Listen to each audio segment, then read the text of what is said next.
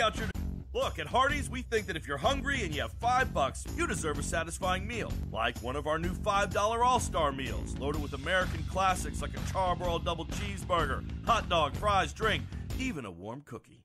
But hey, if that's not your thing, you can always break out your degree in menu engineering, piece something together from the other guy's value menu. Or just swing by Hardee's, get yourself a real meal. The $5 All-Star meals. There's no better way to spend $5. Price of participation may vary. Prices higher in Alaska and Hawaii. Tax not included. Blog Talk Radio. Alternative facts.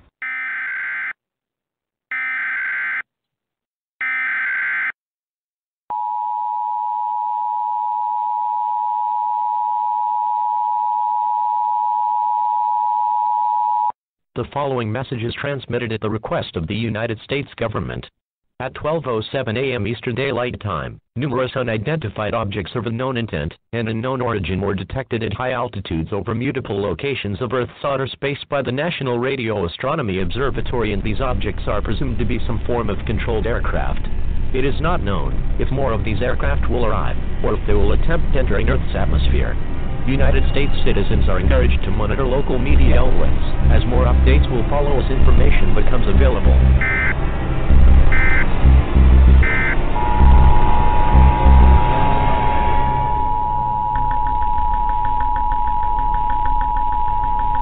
The following message is transmitted at the request of the United States government. Attacks by the undead have been reported in several states across the country. The dead are rising from their graves and are attacking the human race. At this time, it is expected that more attacks of this nature will occur in several other states in the next few hours. The intent behind their attack is unknown at this time. He has been observed that a byte-or exchange of fluids is a method of transmission. This is an extremely dangerous situation if they crave the taste of human flesh. It is not known whether this event will last for hours, days, or even longer. Stay calm, as authorities have been dispatched to deal with these creatures. An all-clear siren will be sounded when this situation is under control.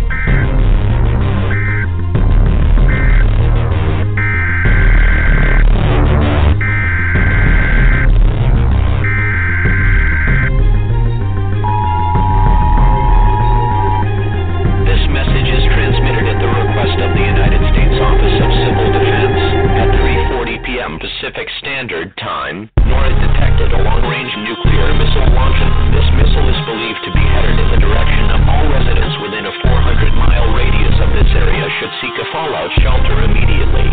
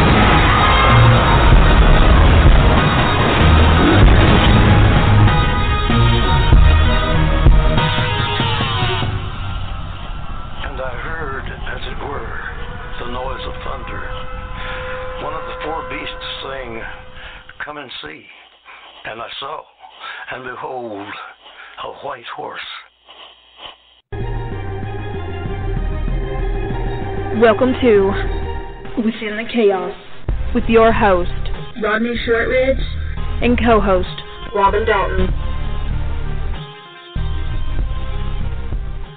Well, good evening, everyone, and thank you for joining us tonight.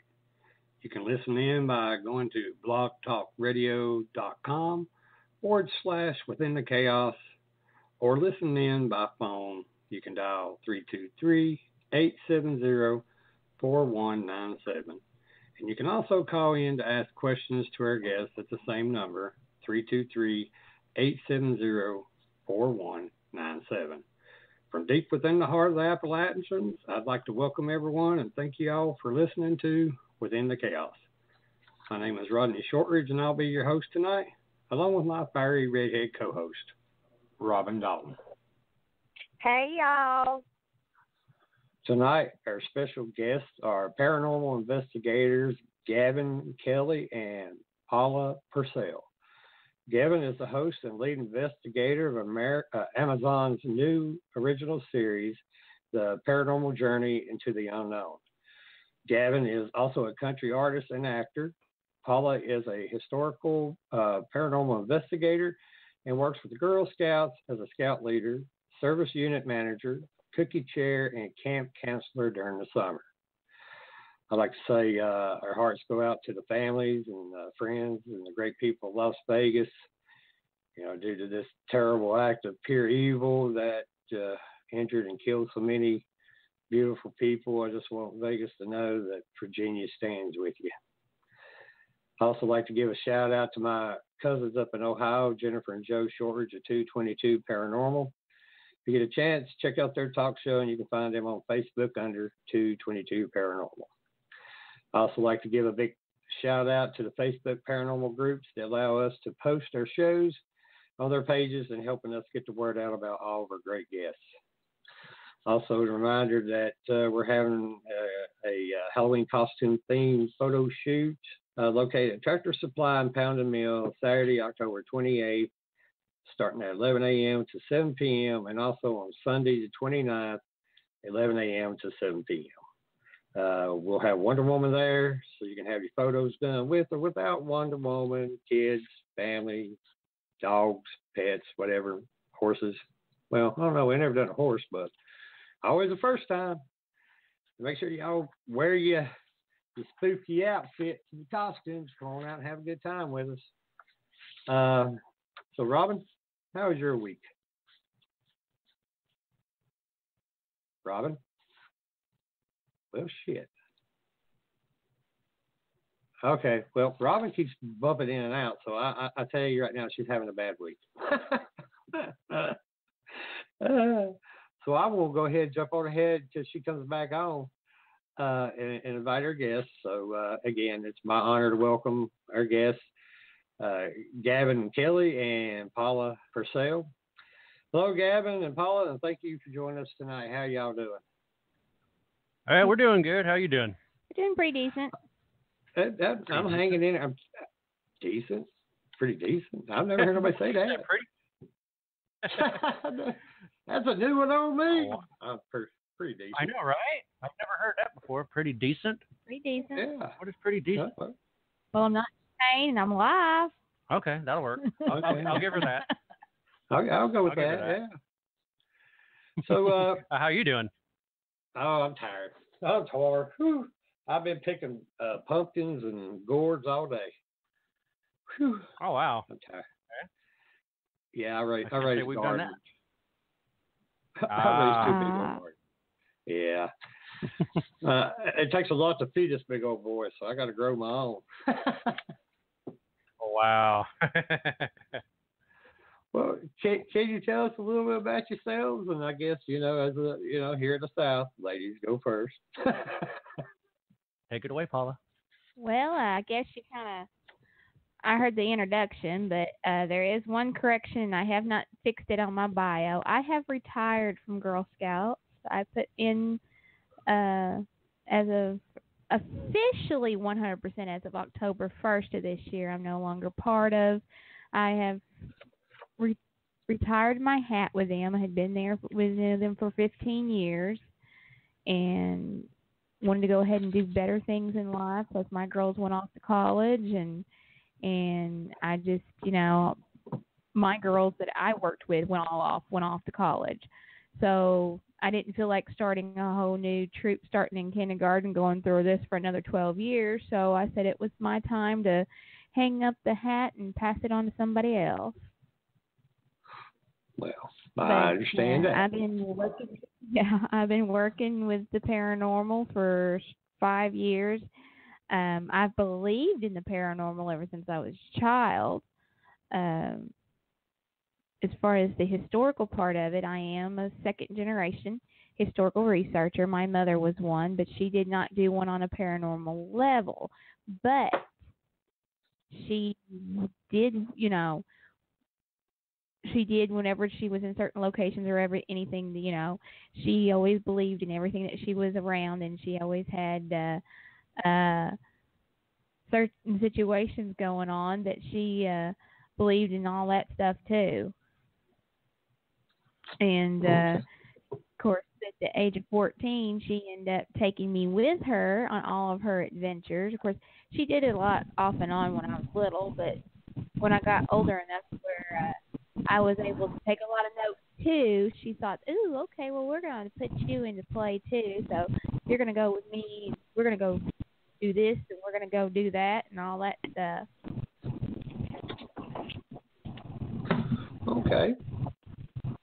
Okay, Gavin, how about you? So, I didn't know you were done. I'm sorry. Oh, it's okay. Let her continue. Go ahead. I'm sorry. Go ahead. That's okay.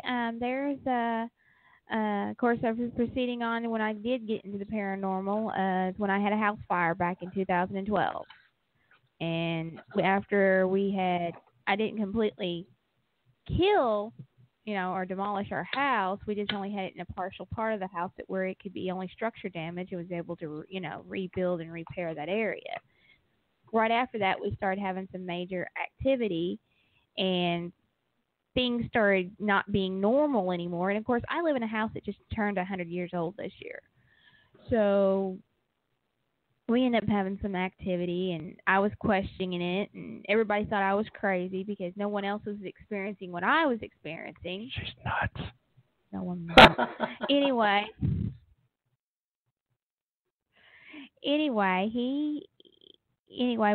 I just started, pilfering around, going, okay, stuff's going on. What finally got us convinced was two things in the house that everybody could not justify, could not figure out why, could not figure out the unexplained.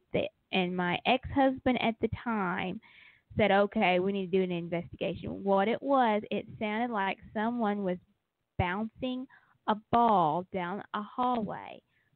No ball. But you could actually felt like it was maybe a basketball or something, or some kind of ball that was just literally bouncing from one end of the hallway to the other end of the hallway. And everybody heard it. I was in my room. I came out. My kids were in their rooms. They came out. At the time, my ex-husband's brother was staying with us, and he was sleeping on the couch. And he got up, and he went to the hallway, and all of us heard it. That was the first. We all questioned it. We all tried to figure it out. Had no answer.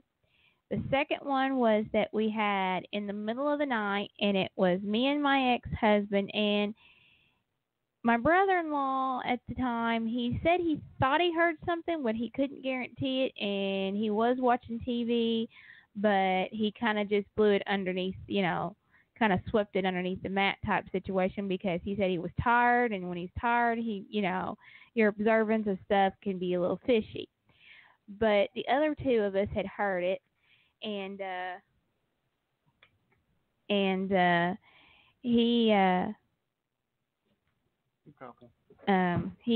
well, hold on. Whoa. Don't run over me.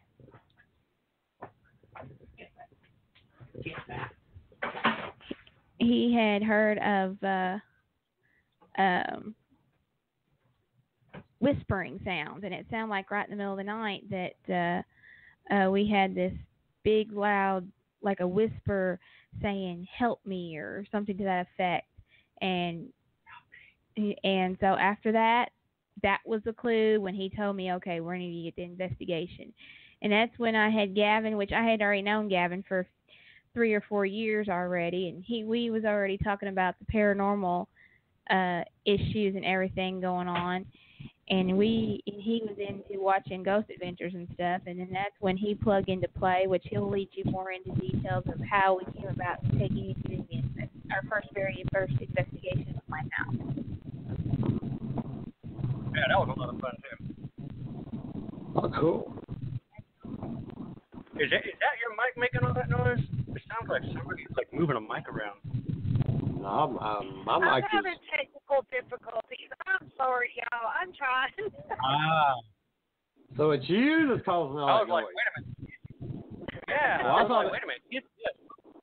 I thought it might have been you all. We're coming I'm from- like, well, I'm not going to be rude and say, hey, dude, you're Mike. What the hell y'all doing?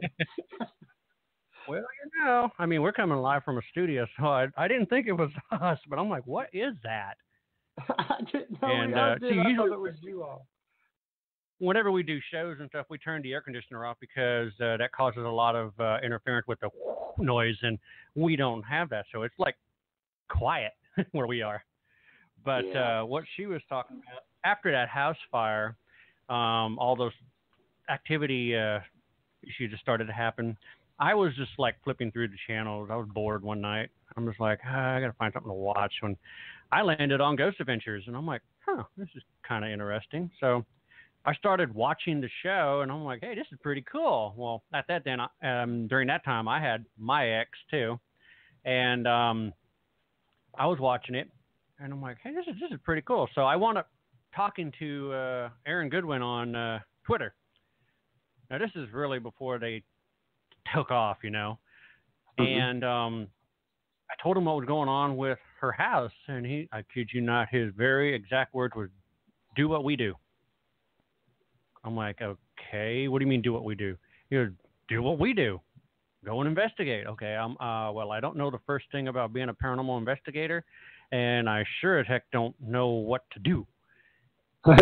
So he kind of sort of told me, you know, you just got to get yourself a digital camera. I go, okay, well, I already have one of those. He goes, you need a digital recorder. I'm like, well, I had one since I was in college. He goes, do you have a night vision camcorder? I'm like, let's see. I have a high 8 Sony Handycam, which runs on the 8mm cassette. So you can imagine how old that is. And I wound up using that. And what we wound up doing was doing an investigation of her house. Before we started that, he told me to do research and find an not an EVP, but a EMF detector. I go, what is that? He had explained to me what it was, and he told me to go ahead and do some research, see if you can find something. Well, I found the Ghost Meter Pros, which is inexpensive and it's highly sensitive. So I figured, what the heck, we'll use it. Well, we did an investigation of her house. We killed the main, everything. I mean, it was a dead house. We got an EVP on my recorder that said, leave me alone. And, of course, the one everybody gets at every location whenever it happens is get out.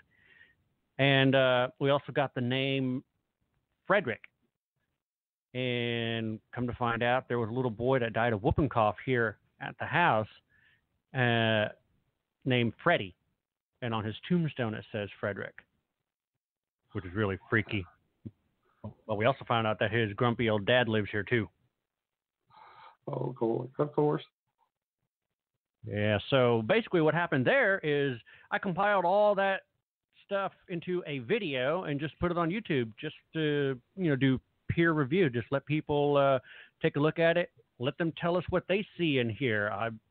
I didn't know anything about it. I'm just like, here, just what do you guys see? I mean, hear something? Do you see something? Let me know. I just did that just for the heck of it. I mean, I didn't think, my wildest dreams, what happened did.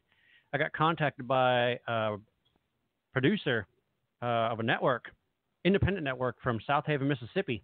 And he's like, I really like what you guys are doing. I noticed that you guys were constantly on the move. You're not really sitting in a room saying, are you here? Can you make a noise? If you make a noise, can you do it again? He goes, I really like what you guys are doing.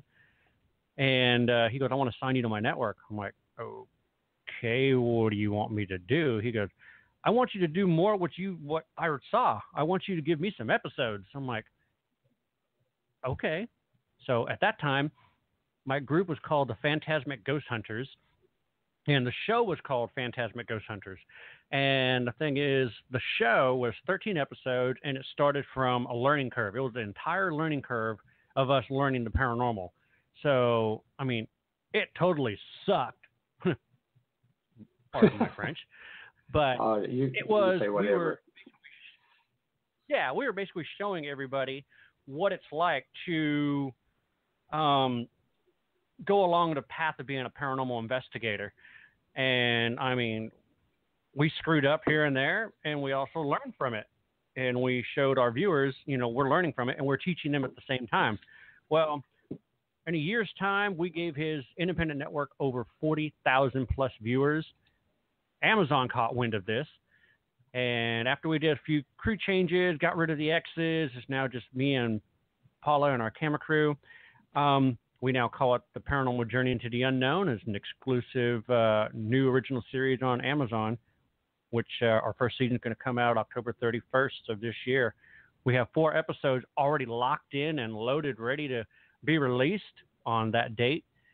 And, of course, the first episode is going to be St. Albans Sanatorium. The second one is going to be Old South Pittsburgh Hospital. The third one is Jailhouse Pizza. And the fourth one is going to be the famed Monroe House. And then we start on season 2, which should probably come out in March next year. Oh, that's awesome. So that's it right there. You was up here in my neck of the woods, St. Albans. When was you at St. Albans, if you don't mind me asking? Yeah, I mean, if it doesn't. Back in, we've been there twice. We've been there twice or 3 times? Well, no, we've been there twice. Okay, we've been there twice. It was February of this past year, and then February of this past year, and then May of last year.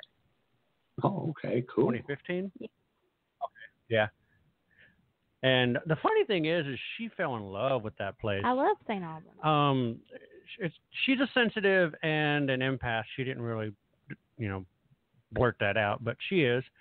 And she made a connection with the St. Albans Sanatorium, and she started doing some in-depth research on the sanatorium. And believe it or not, she wound up uncovering a lot of stuff that turned into a movie project where we have a Hollywood producer that has taken on the project. It's called Lucy, and we have full run of it, full control of filming it, the cast, everything. The only thing he's going to do is all of the marketing, the advertising, and putting this bad boy in the theater in the fall of 2019. Awesome. Well, I got a question for both of you. Tell you more about it. Oh, sure. Okay. Well, when have either one of y'all seen an apparition or a ghost or a shadow figure or anything like that with all your investigations so far? When we started doing the episode for the Phantasmic Ghost Hunters, we were on episode 4, and we were at a place called the Carter's Mill in Simpsonia, Kentucky. Just using my High 8 Handycam from Sony, I was just panning the area while one of my investigators was going, "Hey, I think we have William Carter." And I didn't see it at the time of filming, but going through the evidence afterwards, we noticed we captured an apparition running. Oh, cool. The Holy Grail right there. It's on our YouTube channel. It's called Full Bodied Apparition on the Move. And you can actually see it. You see the leg hike up and the arm go back. Had a lot of people trying to debunk that video, saying it's light or it's a tree. And I'm like, dude, that's a wall. And it was also foggy because it was like 30-degree weather. And inside the fog, you could actually see that figure running. Well, I know we've caught a couple apparitions, and one of them at the Major Grand Mansion there in Whitwell, Virginia. It was a guy walking by the door from the basement, and everybody was trying to say it was me. It was like 100 degrees, man. Everybody had T-shirts and tank tops and shorts on, and this guy had a black vest and a long white sleeve shirt. And I know damn well it wasn't no us. Right? And there wasn't nobody around there dressed yet. Even I have a guy that on my team. He's a professor at Bluefield State College, and he's a professor in videography and stuff like that. I took it to him and I said, "I want you to rip this apart. You tell me what we're seeing." And he kept it for like 3 months, and he gave it back to me. He said, Rodney, I have no idea. What you got is what you see. Right, exactly. When So, it comes to evidence for us, you really have to dig into it a fine-tooth comb, because if you don't, you're going to get eaten apart. And there was an instance that was similar to what you went through, but our ex-producer went ahead and contacted me and said, hey, dude, it looks like that we captured a shadow person that appears and disappears. So he showed me the footage, and I'm looking at it, and I'm like, holy crap. You see the person show up in the doorway and then gone. So we didn't want to really jump to conclusions just yet, so we started digging into it really, really deep and changing filters, changing lighting and everything. And after 4 hours of doing this and deliberating and going back and forth, we found out that it was Paula running the DVR cable. She stopped in front of the doorway and went around the other side. But anybody that would see that footage would jump out of their skin because they think it's a shadow figure. It happens. Oh, yeah. Well, most definitely. When y'all were doing your EVP sessions and stuff, do you feel like, or do you have evidence of these entities communicating with you, or are they just odd words just out of the blue? When we were doing the EVP session at the Carter's Mill, we were using the SB7. And now I know a lot of people will really look down on the SB7 because it's the power of suggestion. However, the location that we were at was an old mill, a sawmill and a grain mill. And the radio frequencies or stations or whatever are really not there. It's just a bunch of static. You may get a station here and there, but we were in one of the mills, and one of my investigators looked underneath the porch and said, look, they have jugs under here. Looks like they did moonshine. And right across the SB7, you hear moonshine in like an old southern black lady voice. Had a very southern accent. She did. And so Paula goes, oh, okay, so we're talking to someone. How are you? And she said, fine. Right on the SB7. And then we went into the area that was a grocery store. Well, it was a market down below, and there were living quarters up above. She started talking to, I believe it was either William or somebody, and she was like, what's your favorite color? What is your favorite food? And she was actually getting answers on the SB7. Asked how many children he had, and of course it coincided, the answer that we got coincided with the research that I found out. Yeah. Because I did a little research in before we went in to find out if I could play off these questions, and if whatever I got, I was hoping to get the answers of what I found. And I went in there and asked how many children he had, and he blurted out 7, which was correct. And then I said, there was an old pickup truck that used to sit out on this property a long time ago. Was it yours? And then of course, we got the word yes. And then I said, do you remember what type of vehicle that was? Because I don't remember what it was. And he, of course, I knew, but I played it off as if I did not know. Right. And of course, I got across the Ford pickup. Yeah, it said Ford. Wow. So I went to bat the SB7 over a lot of people sitting there saying, oh, it's the power of suggestion. And I went ahead and told them, I said, okay, well, this is what we got that day. Tell me it's the power of suggestion. Well, what is your opinion about ghost boxes? Well, I mean, for us, it actually worked. I mean, there are some times when you will get a radio station and you're actually going to grab a word here and there pertaining to whatever is on that radio show. But when you're in an area that has very minimal RF frequencies and you're getting a voice, it's really hard to say that it's a radio station or maybe something that you're talking to. But then, of course, when you start digging into different devices like the Obulus, which the one has a built-in dictionary, spits out random words, that one, it kind of did work for us sometimes. Other than that, it just works out random words that just don't mean anything. And what it wants us to do is try to build a story using it, just, psychologically, so to speak. And we don't really want to do that. Right. And Well, Yeah. so, well, how many investigations have you all, conducted, within the few years that you all have been doing paranormal research? Oh, a lot. a lot. A lot. I mean, we range from 12 to 20 per year. Yeah. I mean, we went from the far reaches to Anaheim, California, to the Queen Mary, to, that's the far west. Far south, we went to Corpus Christi, Texas, to the USS Lexington. Far east, we went to St. Albans, San Antonio, and Radford, Virginia. And then basically everything in between. I mean, we've been to Ashmore Estates, we've been to Waverly Hills. We've been to Melbourne Manor. We've been to Monroe House, to Harper City Jail, Harper City Speakeasy. Just basically name it, we've possibly been there. Plus did a few things in our hometown. Oh, yeah. We did a lot of stuff in our hometown. Plus also our neighboring state. Well, I was going to ask you, do you do like commercial or residential, or cemeteries also? We've only done 2 or 3 cemeteries. I'm just not one of those that, I guess I'm not scared of the cemeteries, but I just, I'm not cemetery friendly. You know what I mean? You don't want a cemetery hop. I'm not a cemetery hop type person. We've done 2 or 3 cemeteries, but I was just one of those, okay, I've experienced it, I've done it, it's not me.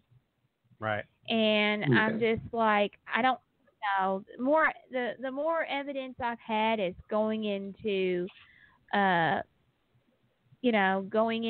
actual buildings, actual locations. Historical buildings. Especially historical buildings. I'm all about history and about historical stuff. I mean, we did do 3 very interesting cemeteries. I do have to admit that. Right. But they were just not my cup of tea. After the third one, I was like, well, we need to, we had both discussed about we need to tier this towards something else because, I mean, we did get a few things and we did have a couple of interesting few things that happened to us in a cemetery, but it's just one of those deals that, it's just not, I lead towards more historical, more structural, more feel of, I need to have the building around me, you know what? Because a graveyard is so open space that I'm one of those that in order to feel like I'm actually investigating and getting something that's understandable, I guess I have to have that structure around me. Sounds about right. Did we lose you? Hello? Oh, wow. Rodney? We're still on. Yeah, I know. I think he dropped. Huh. Hello? Rodney. All right, we'll call you back.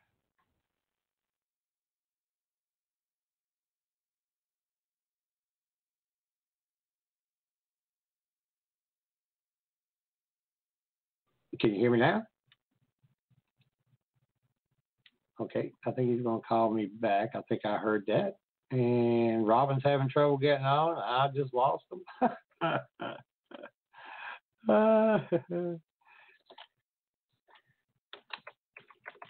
Let's see. Let me send him a message.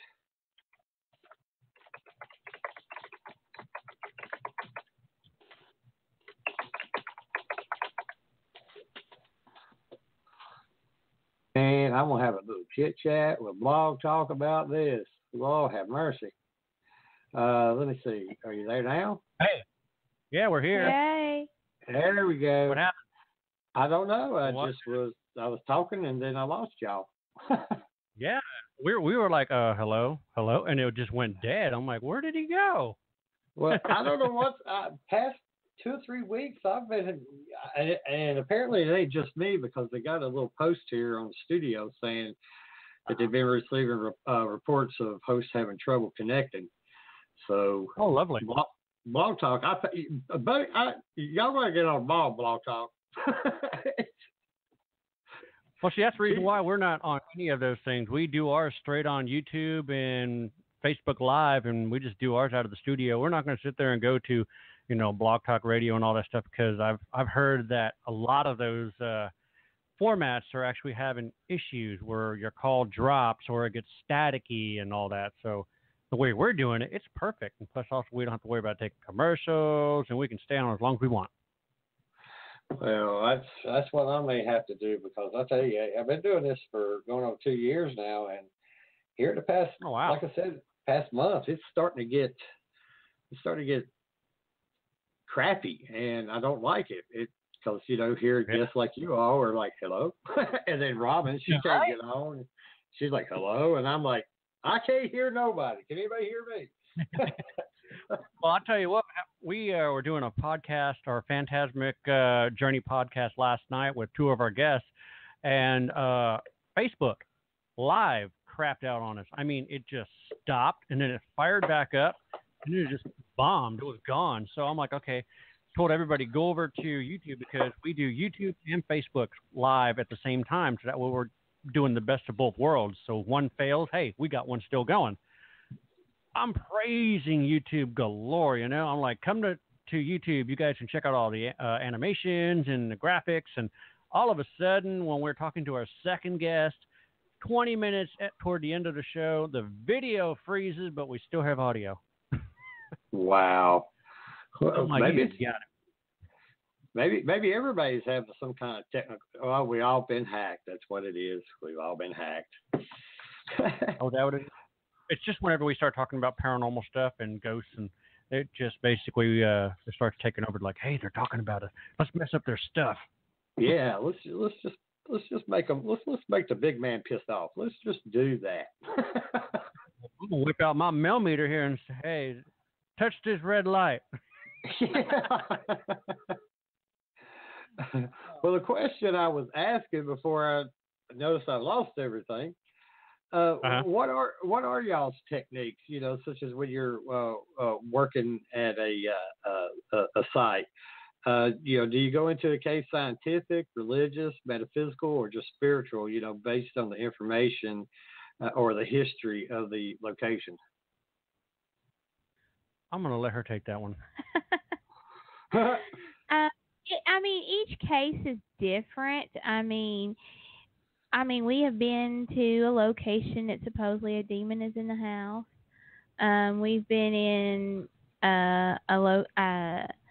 several locations. We've been to several locations that have never been investigated before. Yep. And sometimes I just read cases or I read stuff that I'm like, okay, this sparks an interest to me. This might be something interesting that we might want to check into it.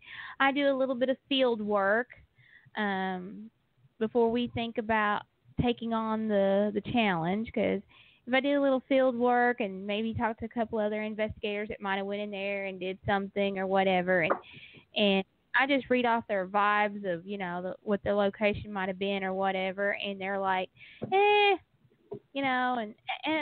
we do pick and choose, but for the show and stuff, but stories drawn to me, and certain things that people send to us or people that gives us contacts and stuff, we just have to play it out as in, okay, this could be interesting, this could be fun, this could be exciting, and then I've had some, because we've had a couple of locations, and that's how I've set my guard up on stuff, because we literally had one location that we went to that it ended up being a hoax. And that's when we started pulling our guard up really good, because we came in there, and the deal is, the stories that they were giving us and the history they were giving us just did not seem to add up at the location. And the place was haunted, and it did have something there, but not what they thought and wrote this in and told stories about and everything there. And we went in there and investigated. Of course, we got a couple of things that was interesting that happened there. But I don't think it's based on what they have told everybody that was there. And this was a house that was in Indiana that we went to, and the house was almost 100 years old. There was supposedly the story was the man had committed suicide on the second floor and shot his head off. Mm-hmm. And so they had what grabbed us, which we didn't know no better at the time, and then we learned more after we had did the investigation, and we felt like we had been made a fool of. Oh, yeah, most definitely. So after that, we red flagged everything that comes in, and we take things we take it a case like a grain of salt, and we build each grain on top of that to find out if this is an up and up, or is this something that we're going to go into and they're just wanting to do something to get us to get on our show and doing, and that was one location made us learn how to turn red flags on each case file that we get. Yeah, I mean, because they wound up sending us a picture that showed a guy in like a suit with supposedly no head, but we did see a head with a top hat. And I wound up giving this to a couple friends. I'm like, hey, you got to check this out. We went to a place that actually had this. They took this picture. Just, they started hearing stuff. And this one particular room just kind of really threw them for a loop. So they're like, hey, we're going to start taking pictures. And they did. And they sent me the picture. I'm like, okay, well, I'm going to take a look at this. And I showed her, and she's like, all right, well, let's go over there and see what we can do. I took that very same picture and gave it to two of my friends. And he came back and said, dude, you do know that this is from a ghost app. I'm like, what do you mean? And he showed me the exact same figure that was in a category of ghost pictures on a ghost app for an iPhone. Wow. Yeah, people try to do that to me too. Mm-hmm. If they can fool you, they'll do it. Oh yeah. Well, after that happened, we kind of stopped doing residentials because the people that were contacting us know that we have a show. Mm-hmm. And they figure, hey, they go ahead and investigate my house, I'll be on a show. Yeah. So we kind of stopped on residential, except if they are close personal friends and we know they won't do that. And, of course, when we do that, we're not filming it for the show. We're actually doing it for them, helping them out. And, at that time, we did do good on that. Yeah. And we got some really cool evidence on that. But, it's stuff that we can't, give out because it's all classified for the client. But they were not into it for us to film it and put it out on TV. So that was a good thing. Mm-hmm. Yeah, she wanted, because since she didn't want strangers in her house, and she knew us. Yeah. And she was like, I know you, and I'd rather have you guys come in. I know y'all have a show and y'all don't have time, but if you ever have any downtime, I really want you to come and investigate my house. And I told her I would, and she said, thank you, because I don't trust, because that's the other thing that we have to realize as paranormal investigators. We have these people that all do residential. These people, you have to have a trust factor going on. Yep. And I've seen and I have heard investigating groups that, put it this way, after that, people are eerie about having people come into their home. Yeah. Oh, yeah, because one of the things that we did a roundtable probably about 2 years ago or so, and one of the main pet peeves of that roundtable was groups that were going out and doing investigation at residential locations, posting the pictures of the inside of the house, the location, and possibly going live while they're at a residential house. Now, you're basically giving away the privacy of the client. You're showing people where you're at, and you're also showing their prized possessions and everything, and that's just freaking wrong. And obviously, they didn't see anything that was wrong with that. Mm-hmm. No. Some of them even post the address where they're going to be at. Yeah, which is really stupid. I was like, seriously? These people came and gave you confidentiality to come into their house and to help them out, not a publicity stunt. Mm-hmm. Well, that's like with when we do an investigation of residential. I have forms I have filled out by the clients, and if they don't want me to post any photos, I won't post anything. And I also give them a copy of everything and let them go over it to make sure, even after they signed off, say, yeah, you go ahead and post it. I don't care. I want that second. Are you sure this is okay? And if they say yeah, fine, I will. If they say no, then I don't. There's been a lot of cases that they don't want me to even list where they're at, and I'm cool with that. But some people, around here, they, I guess they like the idea of, hey, look, I told you my house is haunted, or I got something going on. I'm not crazy. Yep. So what's y'all's favorite piece of equipment that y'all investigate with, and what tools do you all use to do your investigations? Oh gosh, we use a lot of tools, from the FLIR thermal to the MF1, which is the Eddy from Syntec Technologies. It's that 3-in-1 device. It has temperature, EMF, as well as the geofilm built in. Of course, we use the millimeter with the REM feature on it.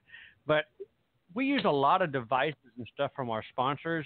We go ahead and demonstrate their product on our show, so we're actually learning how to use their devices. And we got different REM pods from Paratronics.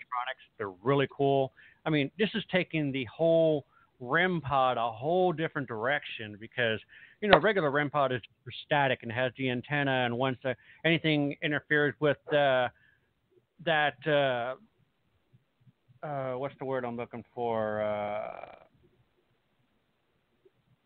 Oh, crap. I just say the proximity of the antenna, it sets it off.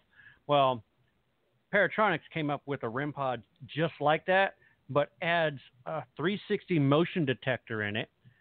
So if it doesn't detect static, it can detect motion, and it fires off our laser in the general direction where the motion was actually taking place. Wow. Yeah, and we use it at the Monroe House. If you watched that video that we posted where the camera moved by itself, the REM pod went off because it detected motion. Next thing you know, our camera moves all by itself. It actually shifts, and nobody was even in the house in that area.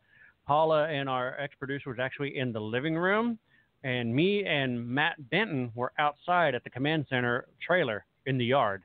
And all of a sudden, that camera is just moving all by itself, and we got different angles showing it, and it's like, wow. So that REM pod is really cool. And Paula uses a really cool application called Alice, which comes out of the UK. It runs on your laptop. It's similar to the Ovilus because it has a built-in dictionary. And the deal is with this one, I don't know how it actually works. The thing is, it does basically the same thing like the Ovilus. It'll spit out random words. However, this one has been 98% accurate at every single location we have been at. Wow. I mean, it's just not a fluke. I can't explain it. And, I mean, one of the things that was really odd about it is the first time we used it, we took it to the Gulf Coast Paracon, and it started popping stuff up like insect, infestation, bird, and then it said cage, and I'm like, what is this thing talking about? I opened up the curtain behind our booth, and behind that curtain was a window. Inside, on the other side of the window, was a cage with a parrot and an infestation of roaches on the bottom. Ooh. Yeah. Dang. Now, how would Alice even know that? And then it started spitting stuff out where Paula and another lady, Christine, were actually taking notes. And she actually went to a curator at the library. Yeah, on the second floor. Yeah. And they validated every single thing Alice was spitting out, dealing with something to do with the Jefferson Davis house and plantation. Wow. So has there been any investigations there at the Jefferson house? Oh, yeah. There's they have what the thing they call Meet the Spirits once a month. Mm-hmm. And they have those public investigations. They do the big investigation once a year during the Paracon. There's a couple of other things that they've done down there, and they encourage the paranormal activity stuff going on down there. It's a pretty cool place. I don't know if you've ever been or not, but it's enjoyable. Oh yeah, it's interesting.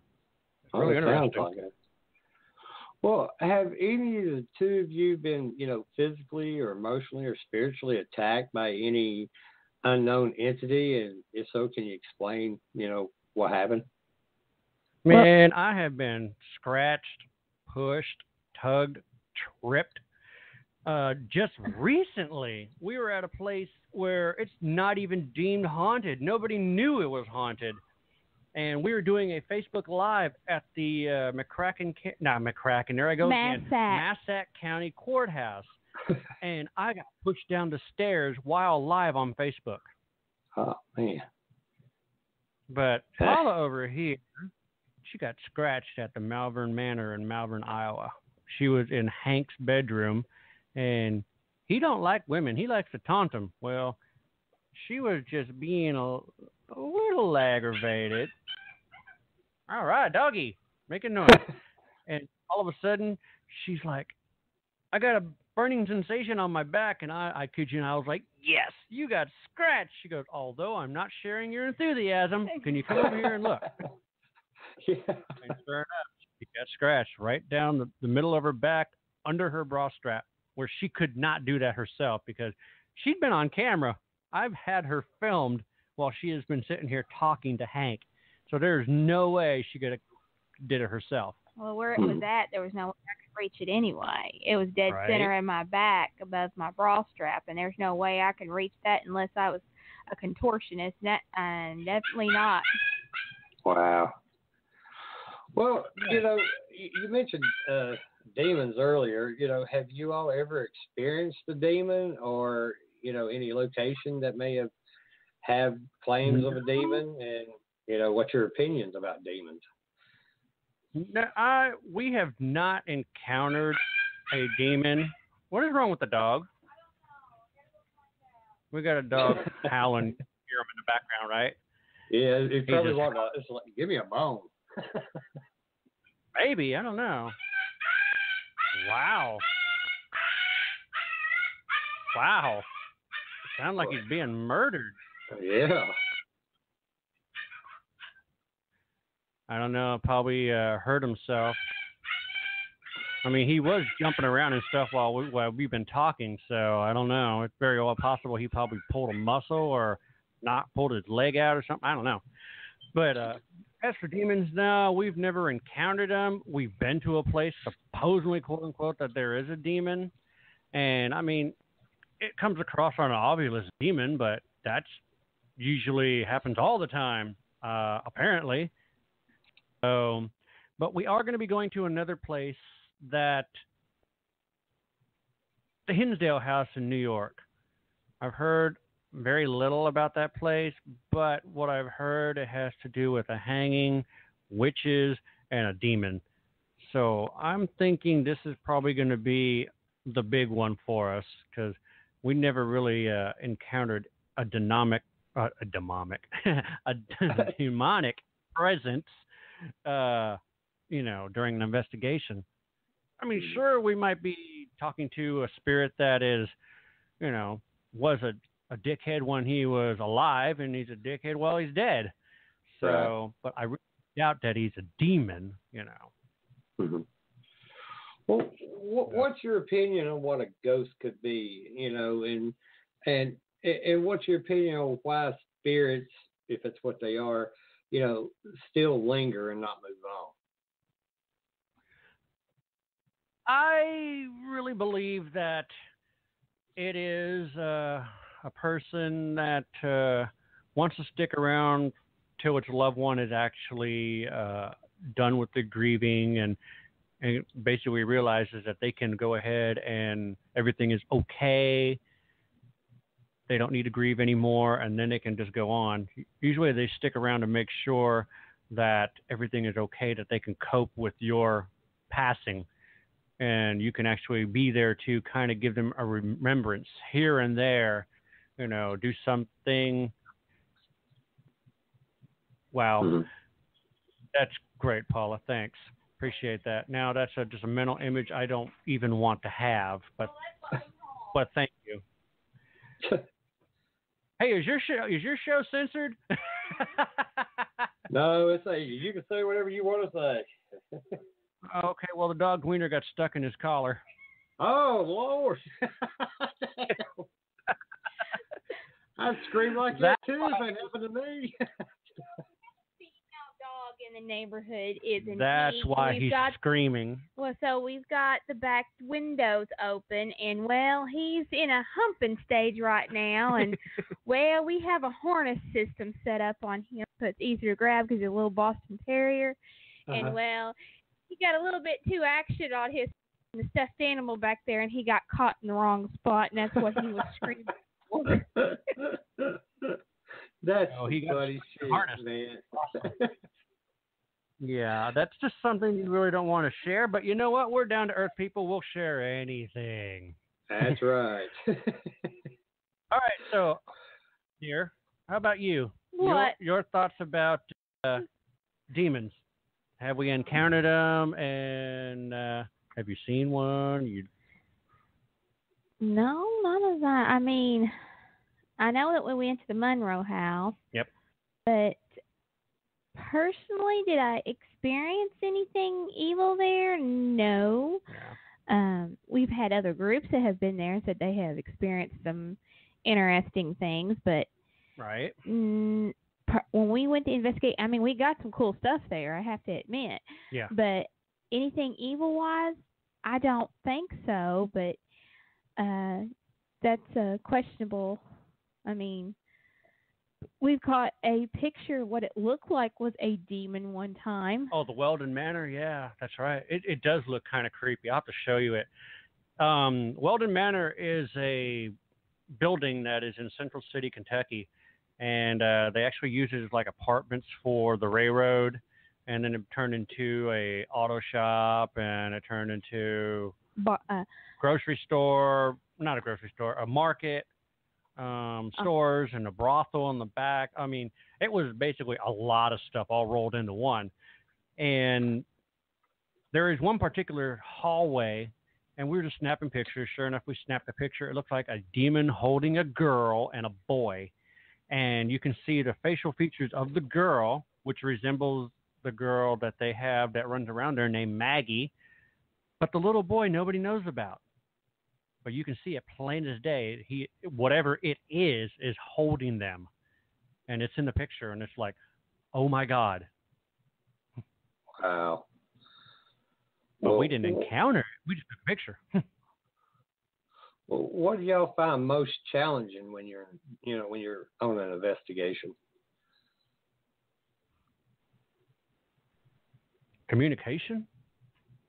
Thinking that's usually the most challenging thing, trying to communicate whatever it is. Because, I mean, first of all, when you go in, you've got to, now this is basically some of our methodology, but when we go into a location, we try to make whatever entity or spirits that is there comfortable with us. When we start talking to the spirits, we're talking to them like they're actually in the same room with us, sitting on the couch. Like I would be talking to Paula. It's the same way we'd be talking to them, just to, get them more comfortable with us, just instead of going in there, hey, do you know why you're dead? Why did you die? Did you get murdered? You don't really come right out and ask that stuff, because it's very well possible the person that you're talking to does not know they're dead. Mm-hmm. So that's, one of the things that we do is we like to go ahead and make them comfortable. Yeah, you just have your, your regular conversation as if I had came and visit you and I didn't know who you were, and I introduced myself and I'd be like, okay, what is your name? Okay. Now I do ask if you're a male or a female, because I like to, how your questions are persuaded. If it's a female, you do a little different accordingly than you would have talking to a male or a child. Right. So, It all depends, and if I know a little bit about the history of the location, I can kind of blend in the conversation into, oh, so you've lived here for a long time, and can you tell me something about the room, or who did the crown molding up here, do you know by any chance who the architect's design is? And it's interesting, when you do stuff like that, you actually get more back than you have being blunt. So like some of these investigators come in there, oh, I did this and this and this, I might have had one VEP. I said, how did you conduct it? Because I found out if you be personal with them on a certain level, they'll open up to you even a whole lot little more. And I've learned how it's not just the spirits that are talking to you, and you'll think I'm crazy on this, but I really believe the building helps the spirits talk to you. Mm-hmm. Okay. I can agree with that. I can see that. And then besides that, there are times when you feel that a spirit is having fun or playing around with you, and that's when you kind of got to go, show yourself. Because like when we were at the courthouse, we could hear something moving around way up above us, and then next thing you know, the rope is moving that's actually attached to a ladder, and we were just kind of getting to the point like it was toying with us, it was messing around. So I'm like, all right, we know you're up there, show yourself. So I'm not really taunting, I'm not provoking, I'm just basically calling it out because we know it's up there, and we made it clear that we know it's up there, so go ahead and show yourself. Mm-hmm. But other than that, usually we just talk to them like they're in the same room with us. We'll actually pretend we're visualizing, we see them, and we're talking to them. So if you ever watch the videos and you see us talking in a general direction, we might be just talking to a wall, but actually we're talking to one of them. Right. Well, what kind of mistakes have y'all made on an investigation? Steaks or states? Mistakes. Mistakes. Screw-ups. Oh, okay. Oh, screw-ups? Oh, geez. Let's see. I sent an investigator up to the third floor of Ashmore Estates with a camera with no SD card in it. Oh, my gosh. Oh, my gosh. And he's up there. He's having a good old time. He's filming, and he comes back, and he's like, the camera stopped.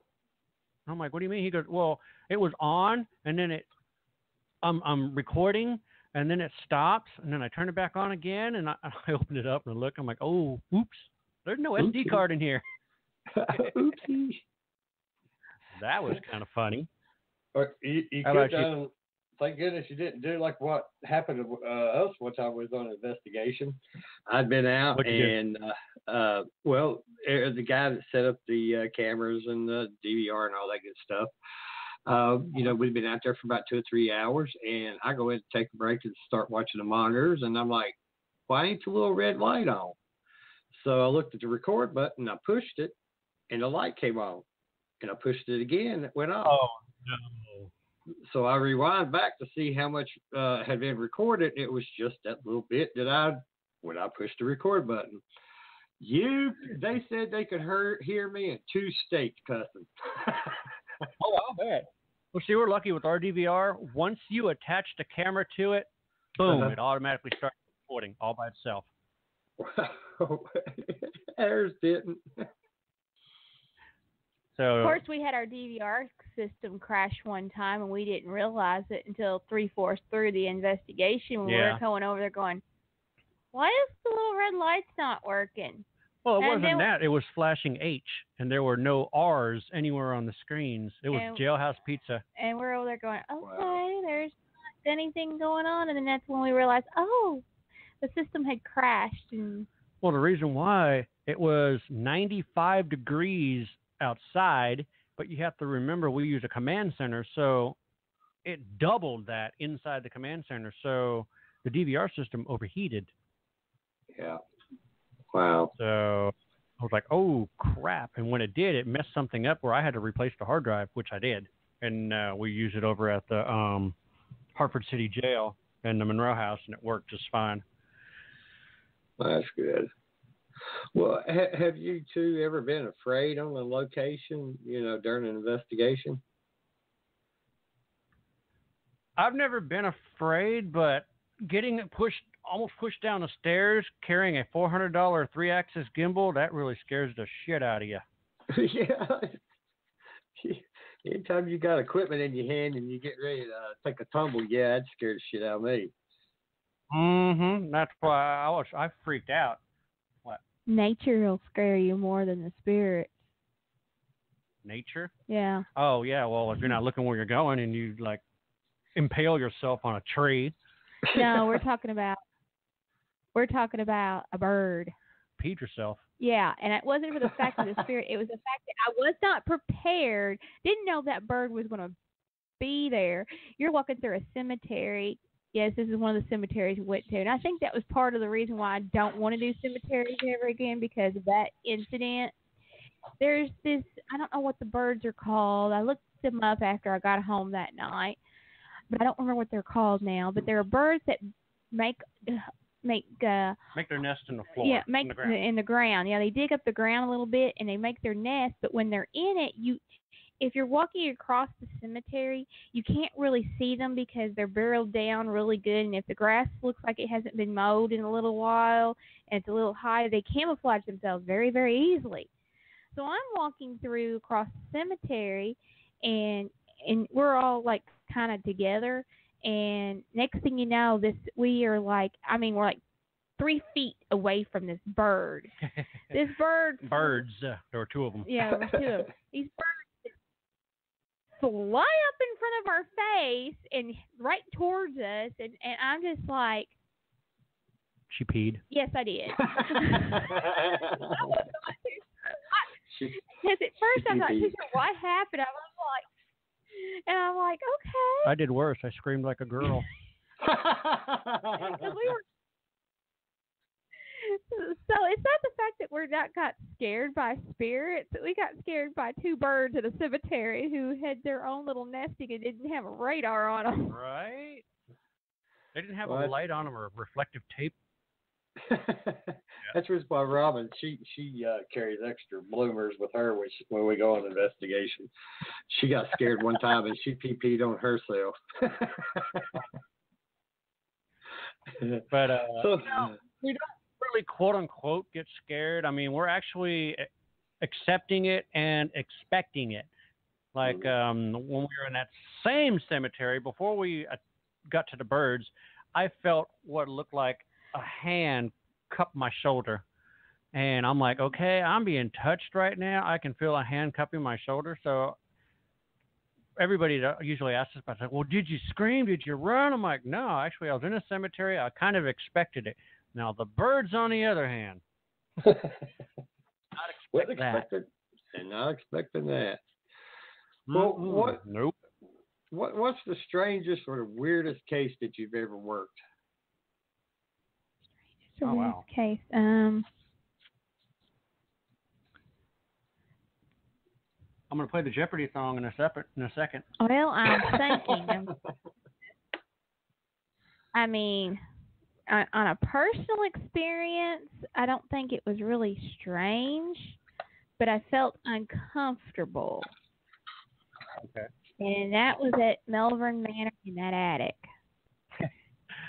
That was the only time, and I didn't feel, I don't really say scared. I just one of those deals that I didn't want to go up there by myself because That's scared. Well. If you didn't want to go by yourself, you were frightened. You were scared. Okay, whatever was up there in that attic, because the fact is I'm a sensitive and an empath, did not want me up there. And I felt like I was not welcomed. All I know is whatever was up there set off the laser on the REM pod. And every time I walked there, I had to stay on the right side of the attic because every time I go over to the left side of the attic, whatever it was messing with me mentally. And it was one of those deals that I felt very uncomfortable. And I'm one of those that if I feel very uncomfortable, I don't push myself to the point because for me, if I get into a situation, I've learned it from experience that if I push myself into the experience, because I'm still learning as I go, and when I push myself into experience, it causes me to have major headaches, and I can lose migraines for 3 days.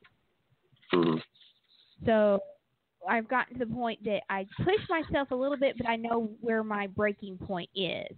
And a lot of places I've always had control, and I was always be able to do what I needed to be done. Or if some places are welcoming, and I can be very, I can feel very sensitive. And I have ones that they kind of know that I can sense them, and they stay away. Mm-hmm. But this one here, it was, I don't know if it was anger. It felt like I had opened Pandora's box? Not really a Pandora's box, but I felt like I was put inside of a furnace. So you were burning. Because I felt very hot. I felt my blood pressure rising. I felt like, I felt like I was being pushed into a situation that I felt very uncomfortable with. And I told Gavin I did not want to be up there by myself, because it wasn't a fact of being scared. It was a fact to be if I was up there by myself and something did happen, and because I have gotten to the point that I was in a location that it did mess with me to the point I started throwing up, and I had to leave the location because it was too much for me, and I ended up was really bad sick for at least 2 hours. Damn. And so it put a physical strain on me sometimes, and it has happened to me once to where I had to walk away for 45 minutes to an hour for the building before I could re-enter it. And that was at Melbourne Manor the very first time we went there.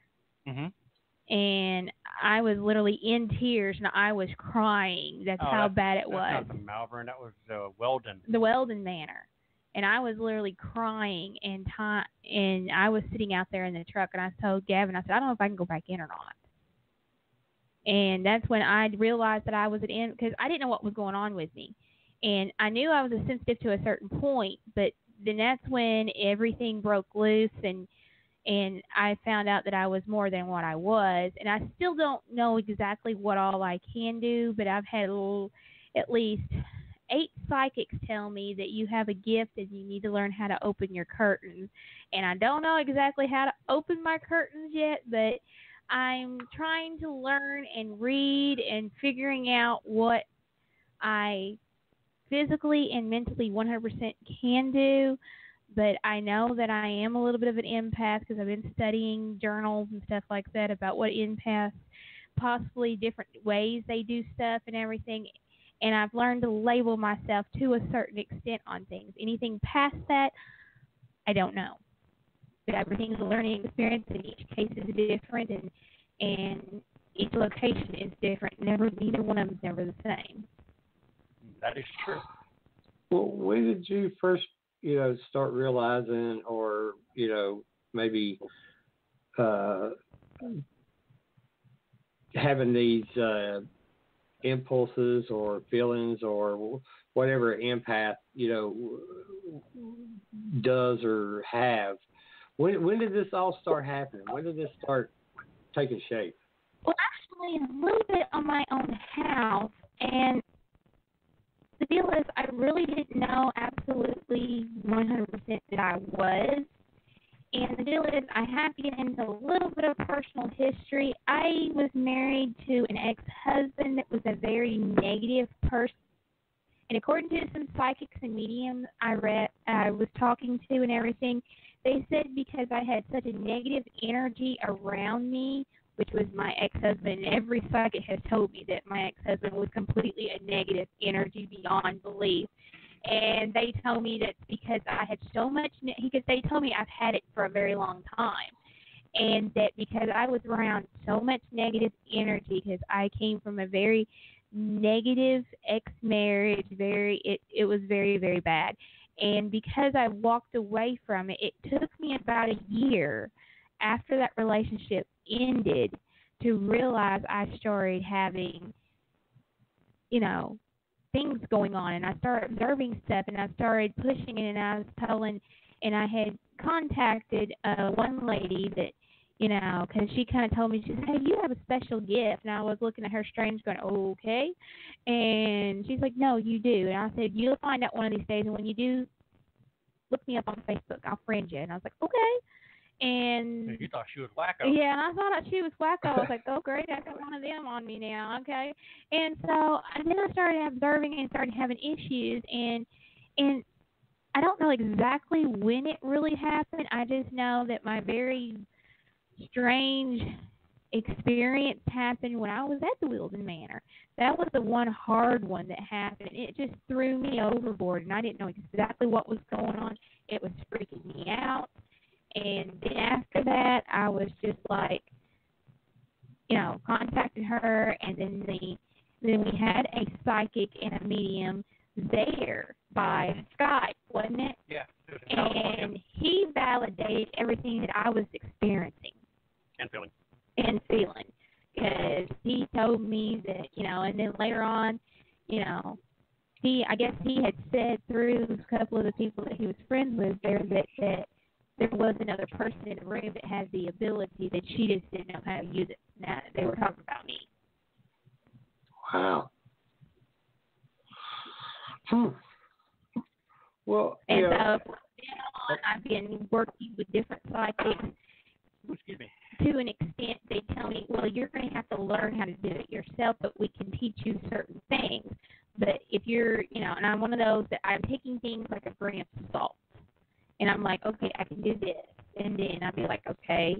And then I've learned a few things, and I did experience something new that I have talked to one of the psychic mediums after that experience, and she validated that, yeah, I just unopened another spot that I can do in whatever I consider myself to be. I don't know, but I had the experience at Massac County Courthouse on the second floor. We were doing an investigation in the main courtroom, and it's when we were having a discussion, and Alice had popped up a few things, and the name Rebecca kept going up all over the court, that whole courthouse. And of course, we ended up validating her with a psychic, because we had a psychic friend pop on and validated who Rebecca was.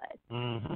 And anyway, while we were in the courtroom, we had a few things going on, and something about Gavin had went over to this seat and was putting the camera on the seat, and it wasn't working, so he decided to sit down on the seat and hold the camera. And that's when we had the thing about seat kept popping up, and I was like, what about the seat? And it got the word move, and I was like, okay, move. So I got up, and I turned around and looked at Gavin, and I said, somebody was sitting in that seat, and you sat on them, and they're wanting you to move. And I was like, who's sitting in that seat? And we had got the word mama. Well, come to find out later on that investigation, Mama and Rebecca are the same person. So Mama Rebecca was sitting in that seat, and she was ticked because Gavin was sitting in her lap. So I didn't feel it. So he got up, he left, and that took care of that little situation. Well, when I turned around and looked at the courtroom where you have the right side and the left side of seating in the courtroom, and you have the aisle in the middle. Well, right down the aisle in the middle was a gentleman. Just for a second, I looked up, and I could tell you every single detail, and I could still tell you every single detail that I saw. And I'm looking for a sketch artist who is really good at getting what I'm thinking in my head onto a piece of paper so that I would never forget it, and we could use it as some kind of evidence for this location. And it was a man in a khaki pants, a khaki shirt, with his long sleeves, but they were rolled up to his elbow. He had gray salt and pepper hair. He had some crow's feet and some little wrinkles around them, right underneath the nose area, towards the chin. And he had deep sunken eyes. The only thing I didn't know is what color his eyes were, because I didn't see them. And it was a matter of maybe a 5-10 second thing, and it was that quick. He had the long tie that was a darker brown than the nose brown, and he was like in his 40s, like 45 to 50 years old. And it was just, for like a 5 or 10 seconds, and I happened just to look down, and then as soon as I looked back up, he was gone. the jailer. Wow. And kind of find out, I described exactly an old jailer that had not necessarily died, but he had worked many, many years at the courthouse because the jail is on the third floor. But he had worked many, many years at the jail, and he was a jailer. And I described him, and then later on, the lady that helped us get into the jail contacted us, and she told me, I think I know who it is. And then we kind of sort of thinking maybe we have validated, I don't know, but I've been looking for a sketch artist, or because our local police department doesn't really have one, and if they ever need a sketch artist, they have to call someone from Lexington or Louisville to come in and do a sketch artist thing with a client if they're having to do something for a victim, you know. So we don't have one literally locally, but I've been looking for somebody that I could work with to get this memory out of my brain and get it on a piece of paper to show this is what I saw. Wow. Well, do you all work with other psychics? Well, the first time we did Massac courthouse, we were doing our Facebook Live, like I stated. She was on Facebook Live, I was on Facebook Live, and we were seated on the bed in jail. And our good friend Lori Johnson, which is the psychic for Ghost of Shepherdstown, she jumped in and she was telling us that she sees faces behind us.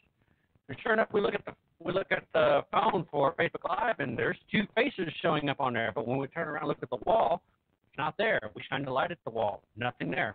Go back to the phone, and the faces start coming through. And she said she validated the thing about Rebecca. But there was another one besides Lori. She dealt with Mary Barrett when we were over at the Southern PopCon in Jackson, Tennessee. That's it. Go ahead and explain it. Well, she was interested in my Alice program, and this is another thing I can validate Alice with. She was curious, and she had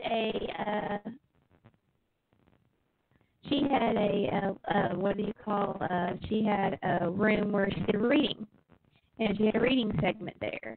And before we had gone into doing the reading segment with her, we had set Alice up, and Alice had popped up a couple of names, and I was like, oh, well, who's this? And I said, I didn't think this place would be haunted, you know. I mean, if Lucy trying to just, you know, act it up, and she's not really getting stuff, and Mary comes over there, and she saw that I was kind of puzzled and kind of trying to figure something out, and she's like, what's up? I said, you're stressed about something. I said, no, I'm not stressed. I'm just kind of confused. And I told her, I said, I've got this program called Alice that's breaking up on here. And I wouldn't think this place is haunted or not. She says, here, I'm going to tell you a little story. And this is how I'm getting the reading of all this place. And then she started telling me about this used to be a little plantation where the fairgrounds is. And she said before it was fairgrounds, it was trash dump. And before the trash dump, it was a plantation, but it was an orchard plantation. They grew apples and stuff like that. And I told her, I said, well, I had gotten a name. And I told her what the name was. And she said, yes, there was a slave girl here by that name. And then she would go on and tell stuff, and then I'd go back and get Alice, and Alice would start telling the same things that Mary was telling. And it kind of, you know, she says, you know what, I'm gonna put your program to the test. I said, I'm fixing to do a reading, and I want you to bring Alice over there, and I don't want to see Alice. I want you to hide Alice from me while I'm doing a reading, you know, and we're going to do some past regression and all that stuff, which Gavin had to do a past regression, by the way. And yeah, that was weird. and so we did some past regressions, and whatever Alice was coming up with, a couple of things where she was asking, she had put someone in a trance and was putting them through, you know, getting, you know, their past regression type stuff. And I was getting stuff popped up on Alice 2 seconds before the person that was in her past regression memories would start stating. And then after she did, a couple of past regressions, then she did the round robin with the room and read the room and went to certain people and said, you had this going on in your life. And then I had this one that really pulled out on Alice, and it talked about grandmother, and it talked about sadness, and it talked about and crying. And then I had looked out to the crowd, and I was like, well, there's a lady on the front row, and she is in complete tears. And I was like, Mary, I said, yeah. I said, you told me whenever Alice, you wanted, she goes, yeah, but I don't want to know at the end. I said, yes, but I need you to go over there, and I need you to read this lady that's crying. And she's like, okay.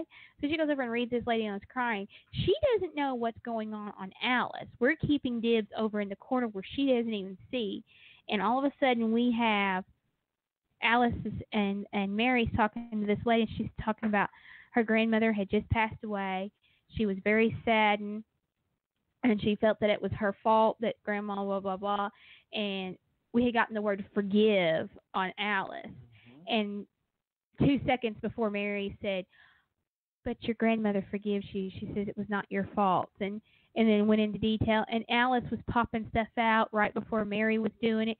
And I felt like, and I felt, because I was a sensitive and empath, I felt over-empowered by all the spirits that were going on in the same time that, Mary was doing this. I started feeling all these spirits, and I felt the rush of sadness, and I felt the rush of happiness, and I felt the rush of feeling like someone felt relieved. And it was just interesting, and that whole room was just, and everything. And that was my really, really full-fledged experience working with a psychic. Oh, man, we didn't lose you again, did we? Hello? Can you hear me now? Oh, good. Okay.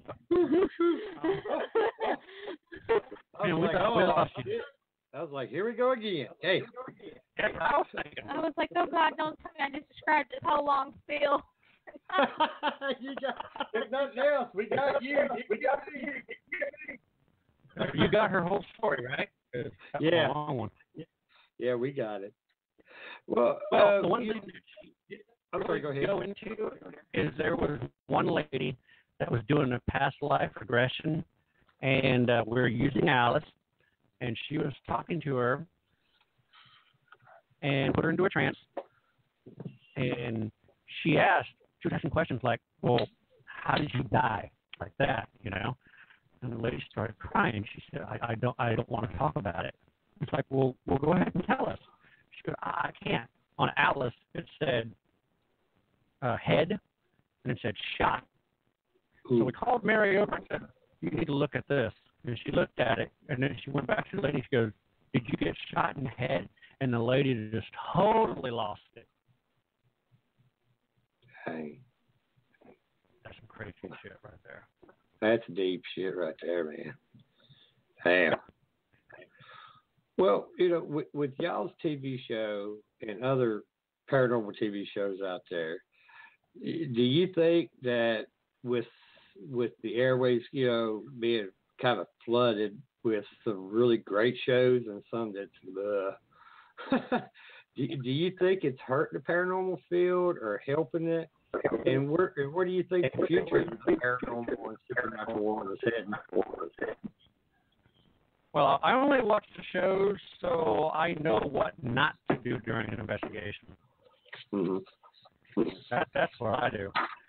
But she doesn't want to watch the show because most of the shows are getting the history all screwed up. Oh, yeah, I get too mad at them. Oh, yeah, she's pissed. Because they're taking stories off of one person. This is what gets me, and it ticks me off. And I don't watch them anymore because I want to write every one of those writers, and I want to tell them all. Because they have gone in there and they take 15% of the story and they modify to what they need to do to just do. I'm one of those, you don't go in and you tell me 2.5 minutes of the story. I want to go in there. It takes you 10 minutes to tell me exactly what needs to be done and the history of a location, and that if I have open-ended questions that need to be answered before we go into an investigation, do it. I'm screaming in the background here, God. Because I I mean, you go in there and you're doing 2.5 minutes of a little history segment, and then they got about half of that 2.5 minutes is like, really? I can prove that didn't happen. Yeah, I can see you. Yeah, and I mean, that's one thing that we do different in our show. If it takes us 10 minutes to do an interview to understand a location, I want the location to be known what it's for. And if there's a little bit of history stuff, I mean, the Monroe House. I helped the owner at the Monroe House solve a mystery about his house. Wow. And I had half of the the deal is, between me and him, we both kind of figured it out because I had half of the information, and when you try to do research from a distance, you can only do so much without having to knock on people's doors or pry into a couple of people's, who they want to shove you out the door or whatever, unless you were from that town, because they don't want to talk to strangers or deal with strangers because of the fact that we've had these big, huge TV crews come in here, and this lady's willing to come in there. Oh, just give me a little information. I'll give you 20 bucks for your time, type situation. And that has happened, by the way. And I've had met some of these, and I mean, I know the big shows that are on the networks are there for a good reason. They try to do, but personally, they're doing it for entertainment reasons, because I have been to some of these locations that these shows have went to, and they have ticked the owners off. Oh, yeah. Yep. Number one, before you air a show, you need to give that information to the owners before you even release it. Most of those networks do not do that. Yeah, and they mess it up, and they take the owners off. Owners don't want a little show like us to come in, and after we come in and they see what we actually do, and that we actually talk to them after we leave. I mean, I have actually talked to Eddie 3 times after we left. Eddie knows that once we have the episode done, he got to see it first before we even put it into season 1 to say he agreed with it or anything like that, or, well, this is not right, or not, this is not right. But he was also one of those that I helped him solve a mystery at the Monroe House, and it took his side of the story and my side of the story that I found out that he didn't know, that we were able to piece the information together and figure it out. Wow.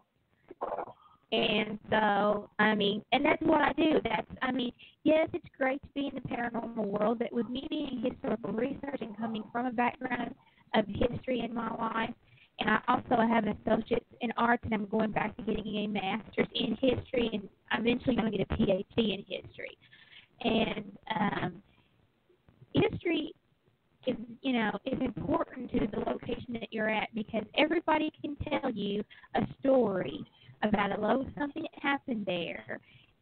And it might have happened there, but what they have given you is 5% truth, 95% lies, or a twist to the story to make you believe it, to make them come into your house or come into that location and investigate it.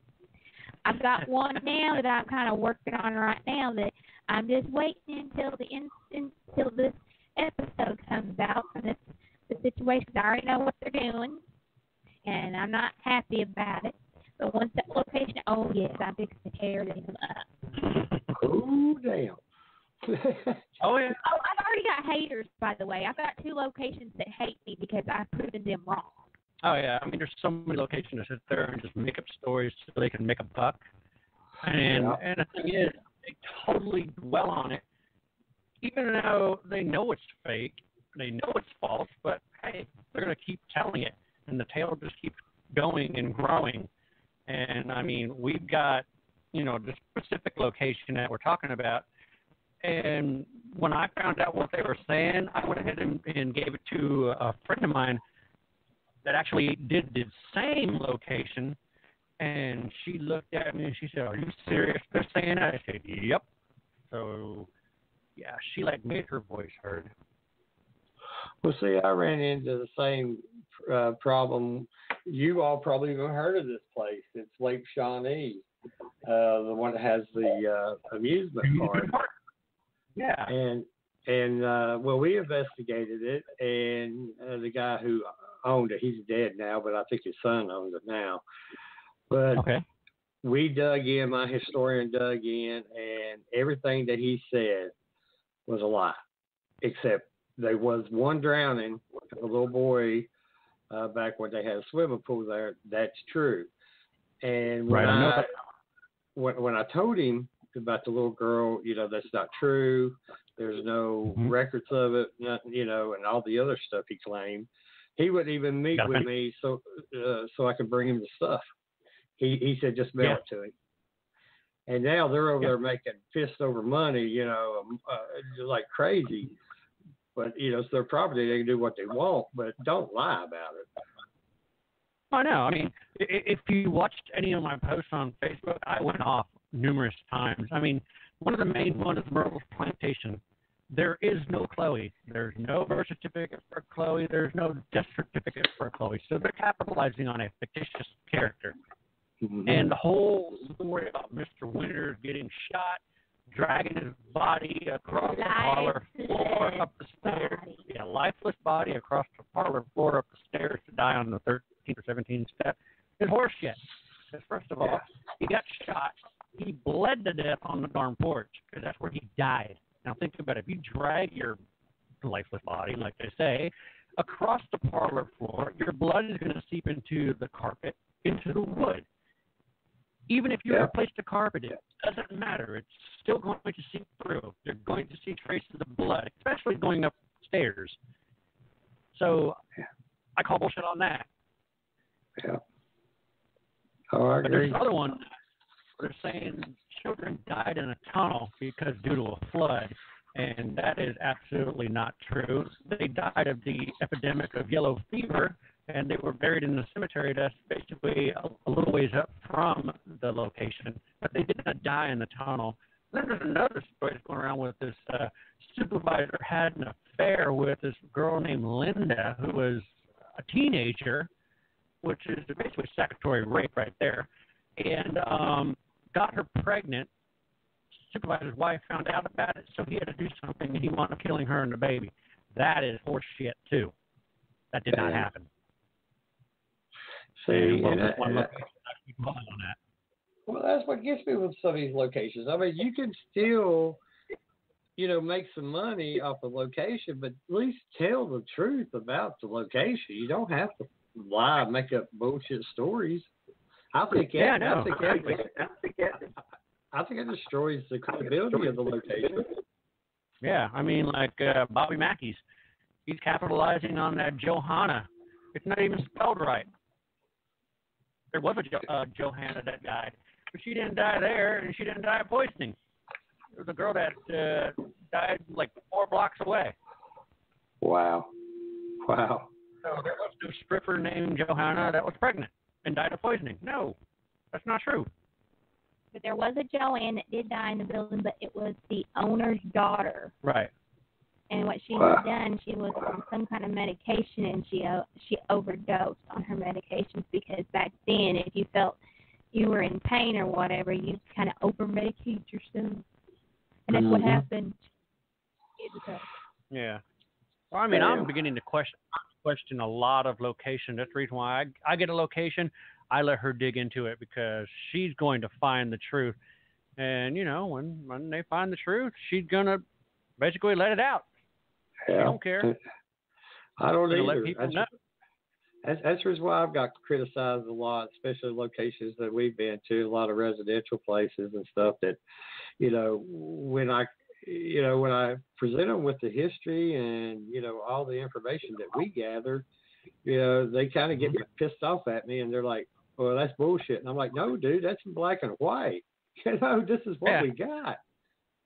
Yeah, it's like it is black and white, fully documented. What you're coming up with is horseshit. It doesn't exist, and it's not documented. It's made up.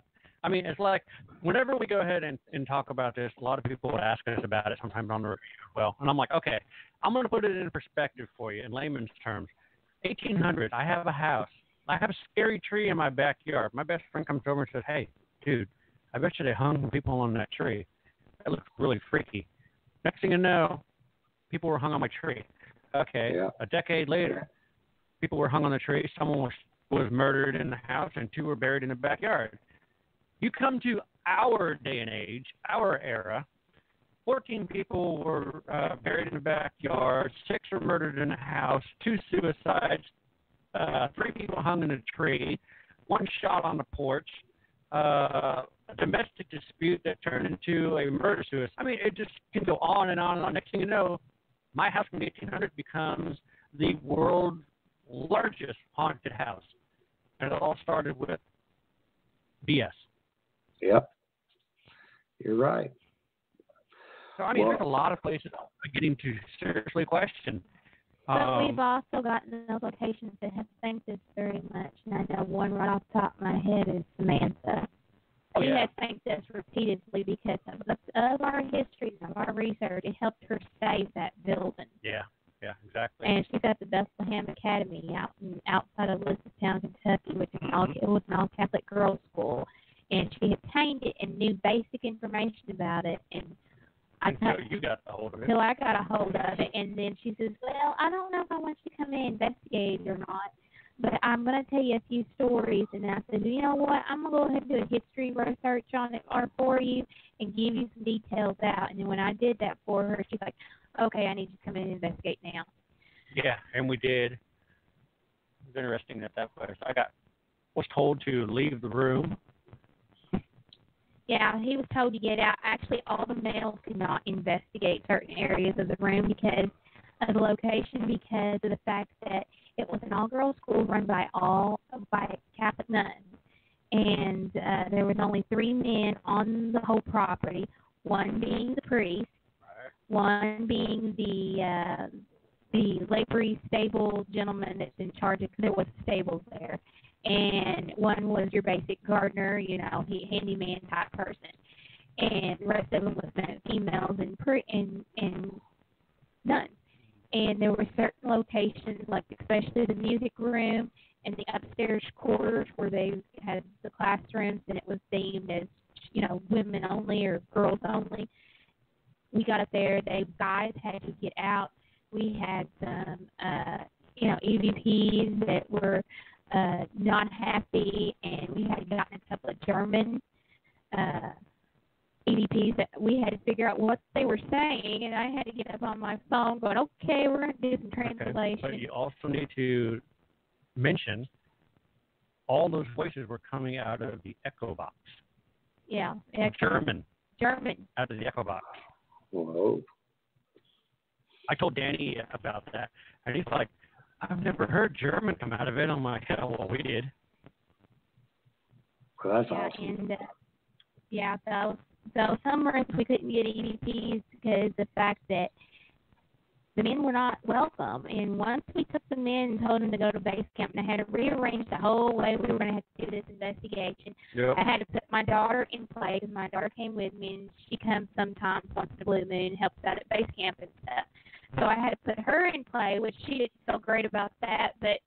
And then we had another friend of ours that usually does, occasionally helps us with base camp too. And I thought, we're going to have to get complete emails with this. We had to keep the guys at base camp, and this was the first time we had to do role reversal to where we couldn't put Gavin in play at this location. And the only way we could investigate this location was put my daughter in play and the girl that helped us out at base camp all the time, Sam, and put her in the other role of play, and the owner. I had to put her in play too, but she wanted to be part of it anyway. And it took us 4 to investigate Bethlehem Academy because gentlemen and men were not welcome there. Wow. I don't usually. So Gavin had to play base camp man that night, Yeah, along with his cameraman. Yeah, we got to sit there and watch DVR camera. Yeah, because literally, they were not getting anything. And Samantha kept saying, oh, there's stuff here. I'm going to tell you. I said, you know what? I have this feeling that we did not get men up there. And so that's when I said, let's just revamp this. And when we did, as soon as we went up there, we started getting stuff on meters. We started having stuff coming through the Echo Box. We had stuff going through the SB7. I wish I had Alice there at the time, and that would have been nice. I'm hoping that someday we can just go back, and because I know we've got to do a little bit of We have to finish up stuff because we have to still do the interviews with the owners to put into our segment. This one segment is going to be part of season 2. Yeah. And I didn't have Alice at the time when we did that investigation. I'm thinking about coming back and doing like a little daytime investigation and just adding it as, into the episode with Alice just to see what Alice gets on it. Because Samantha says there has been more activity at the dirt up there since we've left.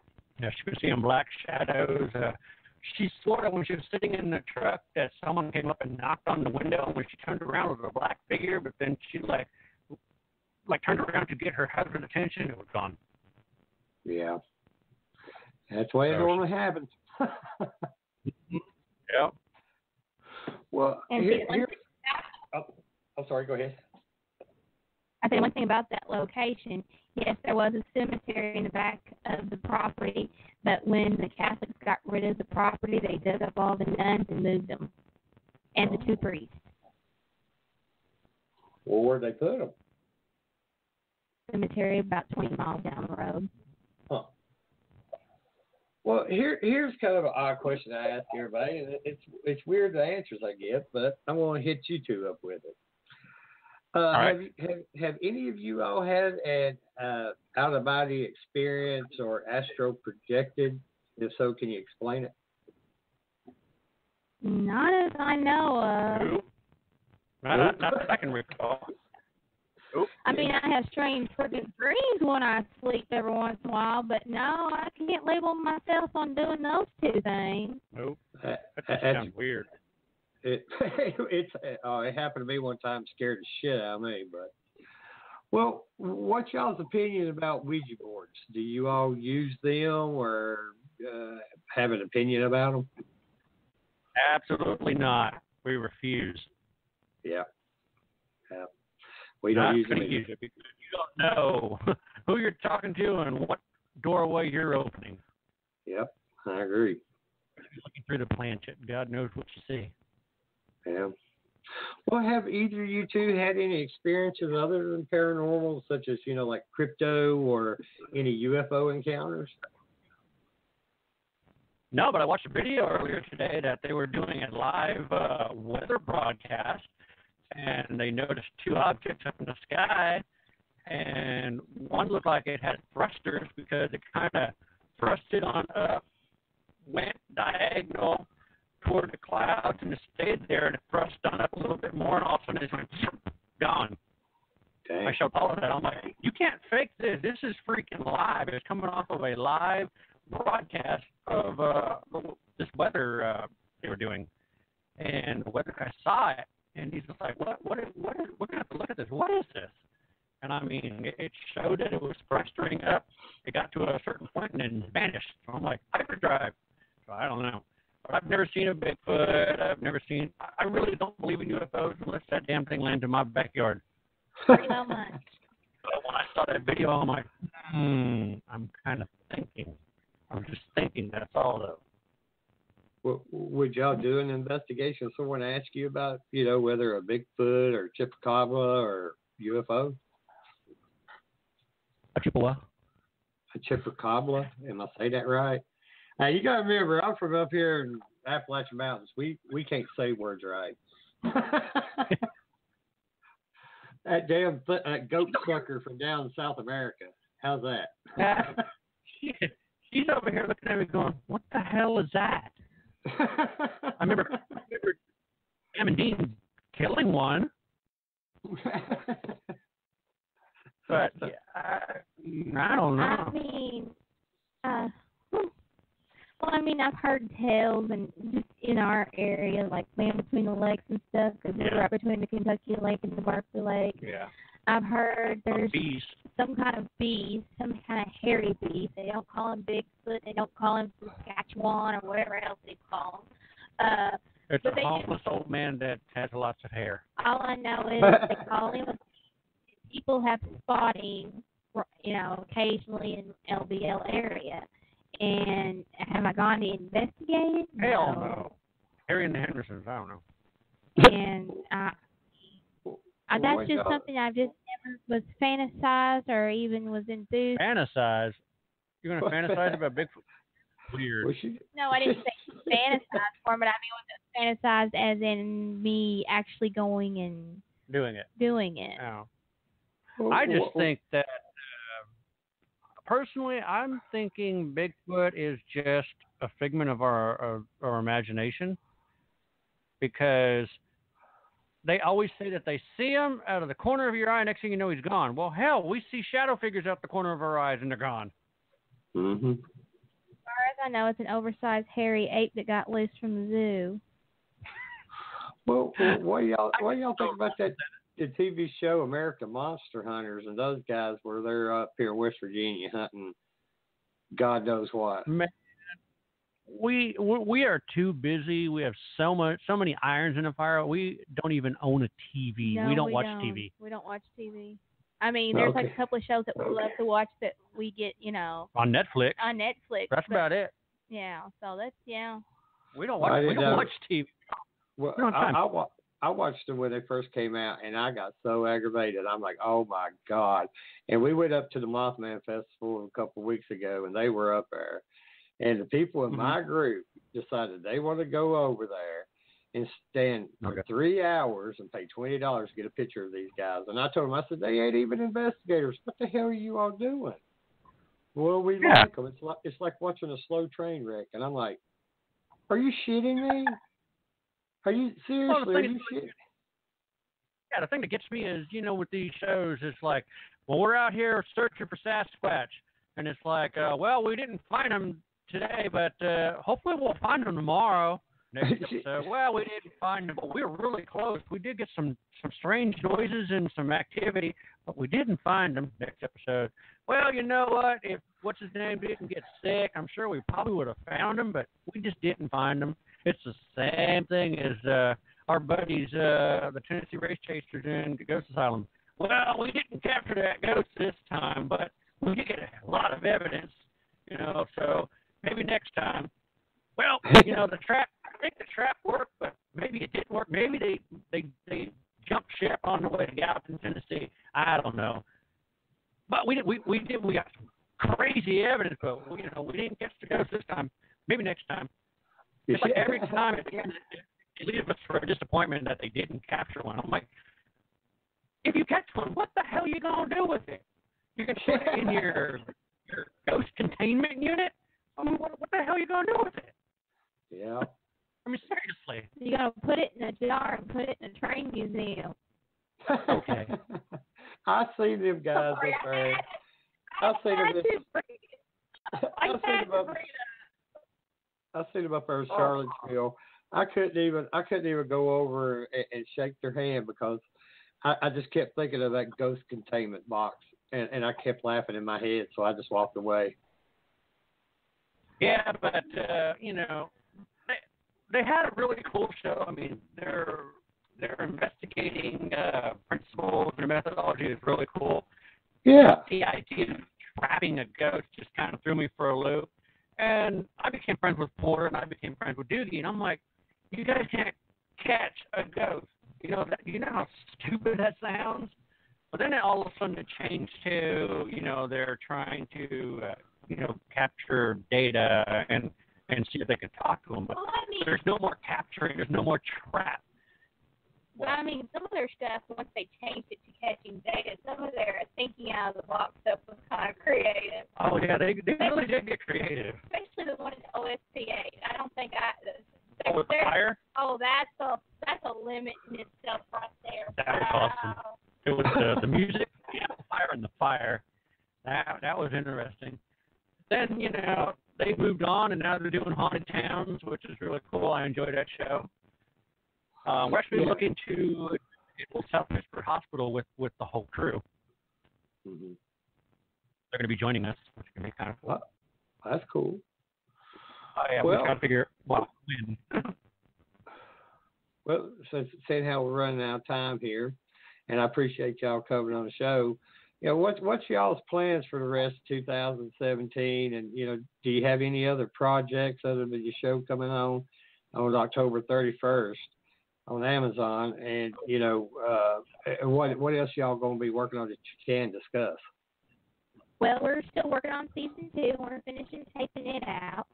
We're going to the Crime and Punishment Museum this month.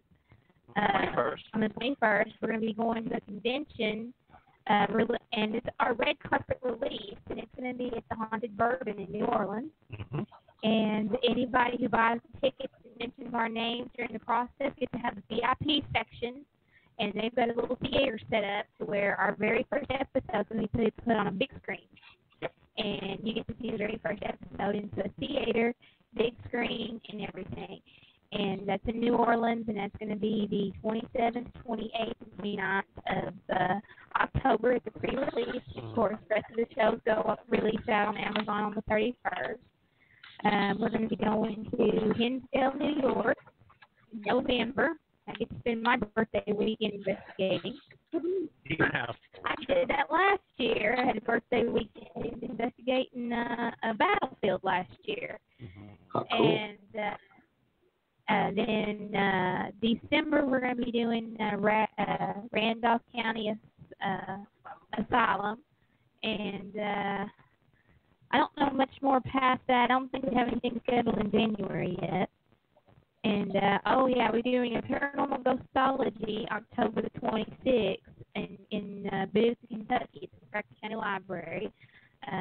Our local news channel is going to come out and film this and put it on their access channel for anybody who can't make it that night. They can watch it on the channel, too, on a later date. We've got several projects going on in February. We have, of course, the film project going on with Lucy. And that was a 5-year research project that finally made it to where we're hopefully going to get to film in a couple of months. And we've got several locations lined up next year. Going to visit some couple of old locations next year. And, of course, if you haven't heard, in June 23rd, 2018, what's going to happen, Gavin? I have no idea what's going to happen. Really? We're tying the knot. Oh, Lord. What is it with everybody I know getting married? Don't you know it's a new thing now just to live together? But congratulations. 7 years, it's common law. You're married. Yeah. Well, congratulations. Thank you. We're going to be getting married on the 23rd, but as you mentioned, next year for season 3, we are planning to hit a lot of jails, prisons, hospitals, schools, some bed and breakfast locations.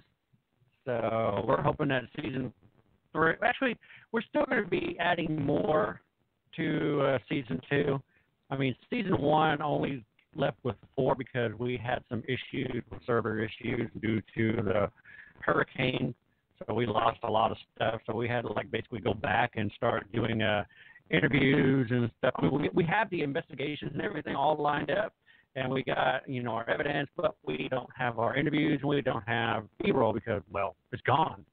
So we have to go back to a bunch of locations to get that back, and then of course we'll start rolling those out. But we're planning on trying to have at least 12 episodes for season 2. And possibly 12 for season 3. So we'll find out. I believe next year we're not going to do that many events.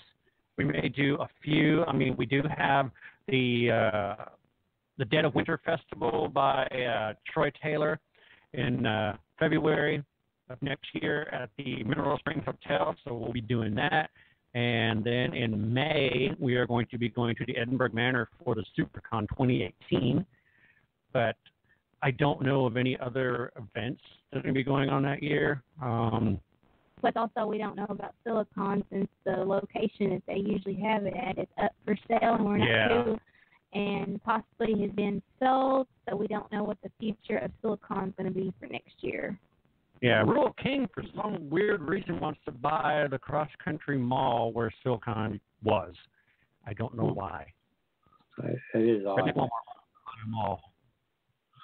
Well, do y'all have a website people can go to, or if they have any questions or thoughts or comments, how they can get in touch with you? Well, right now, since, like I stated earlier, with the website going to hell due to the hurricanes, They got us on a temporary server, and we still haven't been put back up, but it's www.gavincountry.wix, which is W-I-X, dot I-T-S-G, wait, is that right? It's in the Shadows group. So basically just take the first letter of each word and add that on there. You can go to the website. Originally it was phantasmagghosthunters.com, but it's gone. So waiting on them to get a whole new DNS for us so we can actually pull that up. But anyway, we do have Facebook pages. We have YouTube pages. We're on Instagram. We're on Twitter. We're everywhere. You just go to Google, type in Phantasmic Ghost Hunters, or type in Paranormal Journey to the Unknown. I mean, you can go to Amazon right now, Amazon.com, and type in the Paranormal Journey to the Unknown. It'll take you to the launch page where you actually see the first 2 episodes there. The next 2 are basically on their way, but everything will be ready to go by October 31st. But you know, you can actually go there, check out the banner and all that stuff. Okay, cool. Well, Gavin and Paula, I appreciate you two coming on the show. I mean, it's been a great interview, and I'm sorry about the screw up there with the audio, but I have no respect for what y'all doing. I mean, y'all doing a great job, and I'd like to have y'all back on sometime next year if y'all be interested. if it's a better show. I mean, we can do that. I mean, because our studio's in-house, so we don't have very far to go. Yeah, I don't either. Mine's in my house, too. I'm sitting here in a pair of thongs with a beer. Are you eating Cheetos, too? Eating Cheetos, too, with my feet. He's not wrong, like, that's only he was sitting in a beanbag chair, eating Cheetos, watching an infomercial. Yeah. Well, you two, I appreciate y'all so much, and I'll let y'all go. And thank you for your time, and you know, you all have a good night, and you all keep it strong out there, and don't get in trouble. No trouble, no. All right, man. We appreciate being on your show, and you know, we're honored to be on your show. Thanks for having us. Oh, thank you. Yes, I enjoyed having it. Like I said, my door's always open. Just give me a holler, and we'll work something out again for next year when y'all want to come back on, and we'll shoot the shit again. All right, sounds like a winner. Have a good night. All right, hey, y'all too. Have a good night. All right, bye-bye. Bye-bye. Well, that's it for us tonight. I want to thank Gavin Kelly and Paula Purcell for coming on the show, and thank everyone who took the time to listen in. I'd like to give a big shout out to the Vibe Radio Network and to Holly and Ryan for putting up with me and Robin whenever the hell she comes on. Also to all the first responders and all our men and women in armed services, thank you for your service. Our guest for next Thursday night, October 12th, and I'm getting ready to tear her name up, and I apologize, will be Jacqueline Devu. I think it's French. Jacqueline is the author of the best-selling on Amazon, Inspiration from Above. My son guides me from the afterlife. Everyone can go to our Facebook page Within the Chaos, and don't forget to like our page to see upcoming guests along with our past shows, postings, and you can go to our website at www.blackdiamondps.org or blogtalkradio.com/Within the Chaos. Thanks again, and until next week, everyone have a safe weekend and have a good night. Now, let's see if the damn music will play.